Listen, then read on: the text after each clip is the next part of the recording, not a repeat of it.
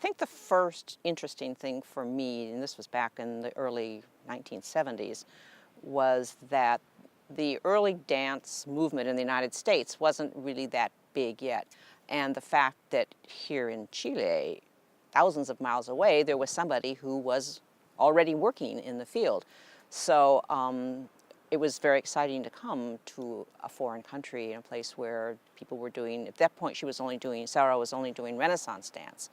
And we came down and did a workshop for 2 weeks in January, I think 1970, 79. And then we came again in the summertime, your winter, to do the big show that was televised, and we did in Viña and also in Santiago. And that was my first exposure to Sara and her work, and she had already been working with the English early dance person Jack Edwards. And so we had a very different approach in what we were doing, and she was very open to all of this. And soon after that, she became interested in coming to the United States to work with the Early Dance Institute, which I ran with the co-director, Charles Garth. And she came for a number of years, and she brought various students of hers back in the 80s came to see what was going on. And what I remember about the way Sara moved and the way many of her students moved is that she was very suave, very soft movement, very indirect movement.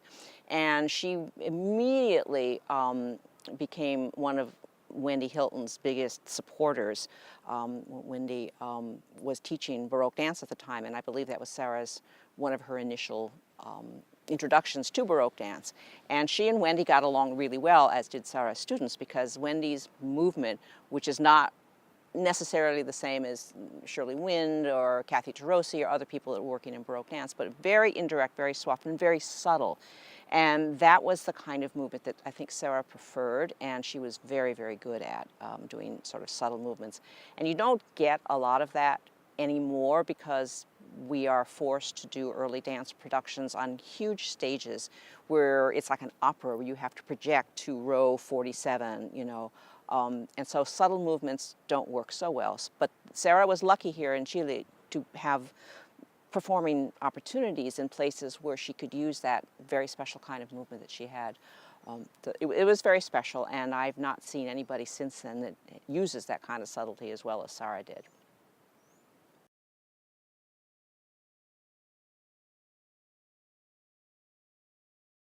I know only pretty much what happens in universities in the United States. And it's true. I mean, dance history, the history of dance, has become a very minor course. Everybody's required to take it, but I remember when it used to be 1 year. You'd have, 1 year of twice or 3 times a week of dance history. But I don't know of a single solitary place, even the ones with the big dance departments, where you have more than 1 semester and when you're doing that and you're starting out with, the very first dance of whenever, and you have to cover historical dance, and you have to cover the entire history of ballet, you have to cover the entire history of folk dance, and not even to speak of, ethnic dance from all over the world. I know this because I taught for a semester at the University of New Mexico, and you can't spend more than, I spent a little bit more time on Renaissance and Baroque dance because it's what I love and what I know best. But I spent 1 3-hour class doing, Renaissance, Baroque, and 19th century social dance. And that's nothing. It's nothing. I got them up to do a little pavane. We did some basic minuet steps, and we did, I think, some waltz variations for the 19th century. And that was it. And it's not taught in many places. There are not that many workshops anymore. There are some. Kathy Tarosi, actually Catherine Tarosi, I should give her proper name, of the New York Baroque Dance Company, does a lot of work. And she has a big workshop in the summertime. She's having one the summer of 2016 with Ana Yepes is coming to do a big thing on the history of Spanish and Portuguese Baroque dance. Catherine goes to Europe quite often to teach. But in terms of a younger generation, it's not really happening the way it happened for us. The students that are coming up now, and Catherine has lots of students in her classes, but they are mostly modern dance or ballet trained dancers, and they're not particularly interested in doing a minuet, and they're not particularly interested in doing a galliard. What you can get their attention is if you show them these things, and then you, and Catherine is very good at this, and then you show them how they might work this into their own choreographies, for example. So it's not really pure Baroque dance. It's not pure Renaissance dance or pure 19th century dance. It's kind of an introduction to, this is some of the movement that might have happened back, you know, in the 16th or 18th centuries. And it's not relevant. They don't see the relevance of any of that today. In fact, they don't see the relevance of dance history. Most students don't understand why they need to learn about, for example, Taglioni. Why should we have to learn about that? I'm going to be a famous ballet dancer and I don't need to know anything about the past. So, and I have a friend who teaches history at Columbia University, and she says the same thing about people that are taking history. Why do we need to learn about, you know, when Chile was you know, freed from Spain in whatever it was, 1828, or why do we have to learn about the American Civil War or, you know, the British Revolution? They don't understand. It's so far removed, and we have not been able to instill in people the importance of learning from history. It's not just doing the stuff, it's what do you learn from history, and we have not been successful in transferring that to another generation, in my opinion.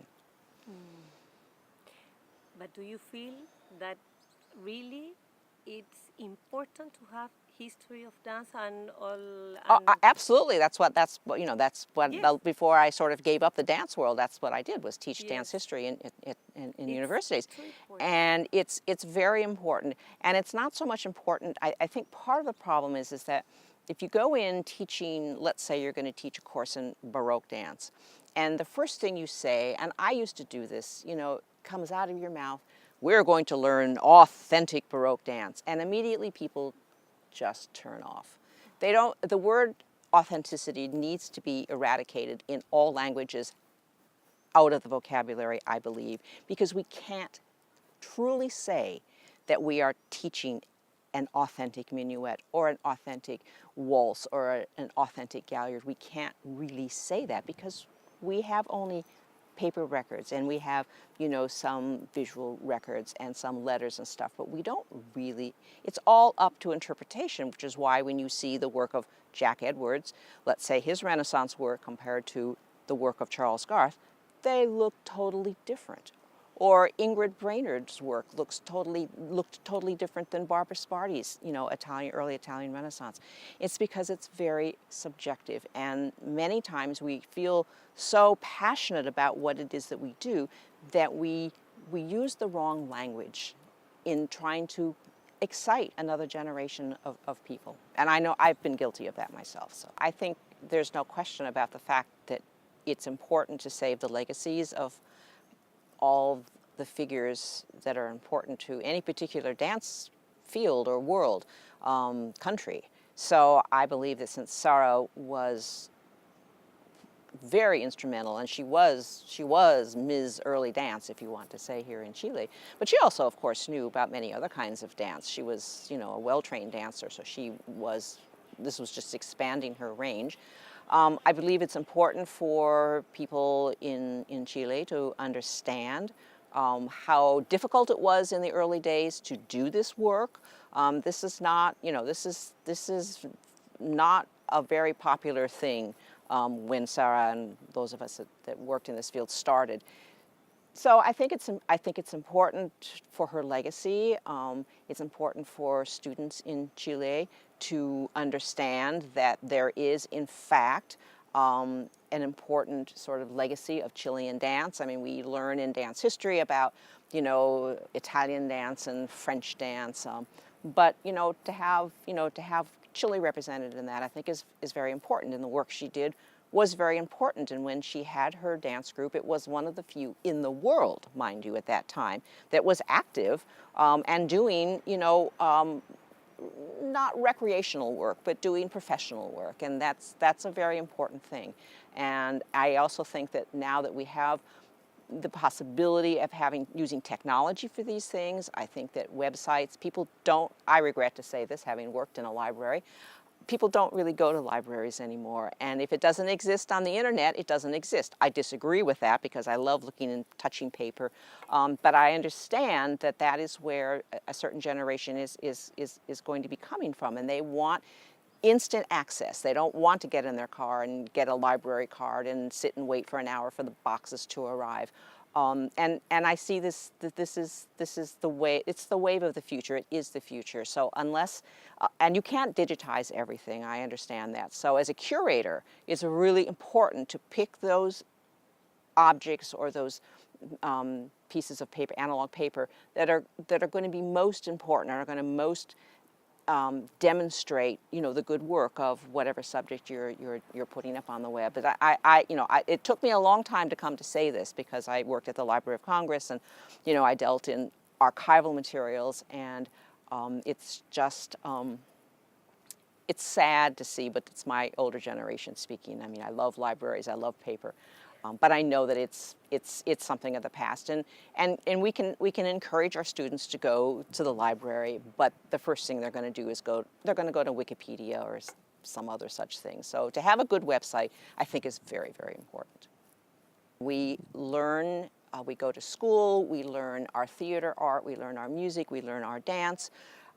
And then when we graduate, or we go on, and we finished our studies, the reality sets in. Our parents are no longer supporting us. We don't have our little college jobs, but we have to find a way to satisfy our soul by doing the thing that we love most, for example, dancing, yet also being able to pay the bills, to pay your rent, to buy food to eat. So I think that in this day and age, in this culture, in this Western culture, I'm saying in general, it's becoming more difficult because it's not considered a kind of career path that many parents want their children to follow, because it leads to heartbreak and poverty. I was lucky. I know other people that have been lucky, but I think that this generation coming up, the people in their 20s, early 20s now, are going to find it more difficult. Not that many dance schools are available to teach ballet or modern dance, or music schools to teach little girls to play the piano. It's not as an important part of our culture as it was, say, when I was growing up or when Sara was growing up. I mean, my parents didn't think twice about, but my sister and myself, we had to have music lessons, we had to have dance lessons, although my sister was exempted because she was really bad. So, I mean, but that kind of thinking is not so prevalent in today's people. So I think it's very, very hard to say, this is what you should do. I think that whatever it is you do, you need to document it, and not only for your own self to remember what you've done, but to pass the information on to your children. Because if you've documented what you've done as let's say a dancer and a choreographer, you can show your children, and they may become enthused and will want to follow in the same kind of path. But in terms of an economic future, except the very few lucky ones that go into professional orchestras or go on to Broadway or join a big ballet company, I think that it's very, very difficult. And I, quite frankly, I'm discouraged when I look out there and I see that there's really nothing. There are not that many college teaching jobs. There are not that many jobs that that would employ those kinds of attributes and talents. So I hate to be discouraging about it, but I hope I'm wrong. I mean, I think that modern dance is always going to be what it is. I don't think that people should try to reinvent the wheel, because that's why you study dance in college. There you get to look at you get to either see the Martha Graham Company, or you see films of Martha Graham dancing on a video, and you reinterpret it or you copy it, or it's probably not considered great choreography, but I think it's a learning process, and I think you need to learn all styles. I think that dance history should be taught that way. I think that everybody should be required to learn, apart from Graham's Appalachian Spring, maybe Beach Birds or something from Cunningham. I think breakdancing is something everybody needs to try. Baroque dance, Renaissance dance, folk dance. I think that you need to get this to understand movement or to understand history, you need to feel it in your body. And even if you don't feel it correctly, I would never become a great Bulgarian folk dancer. But that doesn't mean that I shouldn't at least experience the music and moving with those kinds of, very strong gestures that Bulgarian folk dance has. So I think that it's very important. I can't say how the trends are going to go. I mean, if you look at modern dance, it's a contemporary dance today, and you look at films and videos of contemporary dance 25 years ago, and there's a huge difference. Even if you look at, Graham is a good example because we have much documentation of her early company doing, Legend of Judith or whatever. And if you look at the way the dancers are interpreting that today, it's completely different. And I suspect Graham would be rolling in her grave because more and more dancers are specifically ballet trained. And this makes for better technique. Absolutely, the Graham dancers have got the best technique. As well, Cunningham, before that company folded, wonderful, wonderful technique based on ballet. So when they approach contemporary dance, even contemporary dance from the 30s, it looks very, very different. So I think that trend is going to continue. I think that, ballet actually then, because there are fewer really true, I say true, like George Balanchine, ballet choreographers, more and more big ballet companies are getting people like Mark Morris or David Parsons or William Forsythe to come and do work for them, and their work is specifically contemporary. So then again, you take this contemporary mode and you put it on a person who spends most of their time on point. So I see that this crossover is, and I think that's an important crossover. So I think that the lines between what we call contemporary dance and ballet are getting closer and closer, and at some point they will probably merge, and it won't matter. We won't have to say, well, I'm going to a ballet performance tonight, or I'm going to, a contemporary modern dance performance tonight. So that's what I see, and I see more things like breakdancing having, influenced street dancing. Ballroom dancing certainly has already made an impact, in the dance world. So I see just more of a blending of styles.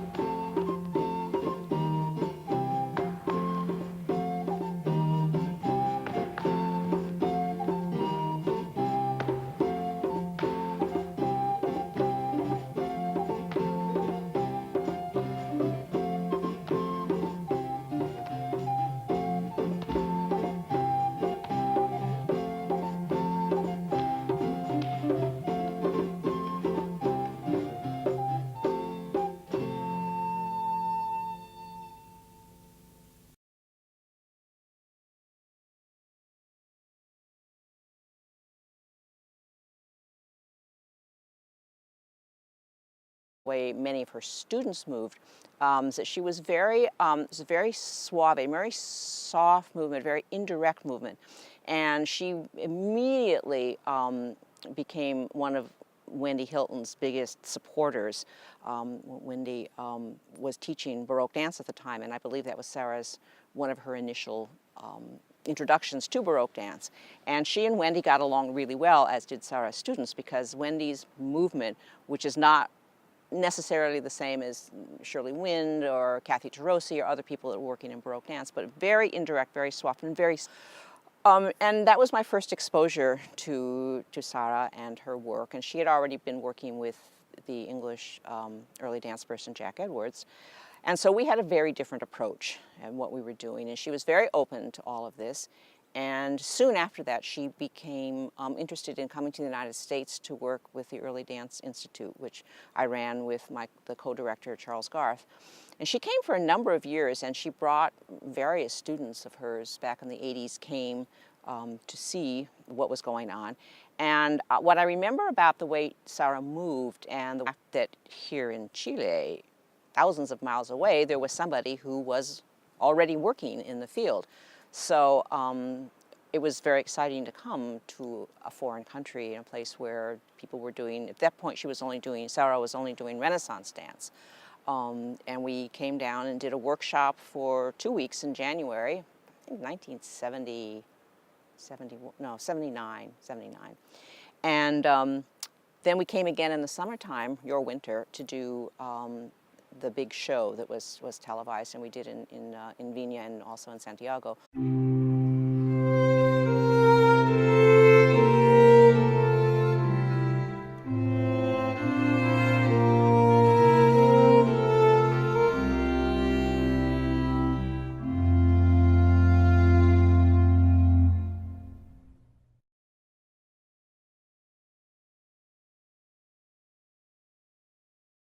I think the first interesting thing for me, and this was back in the early 1970s, was that the early dance movement in the United States wasn't really that big yet, and the fact subtle.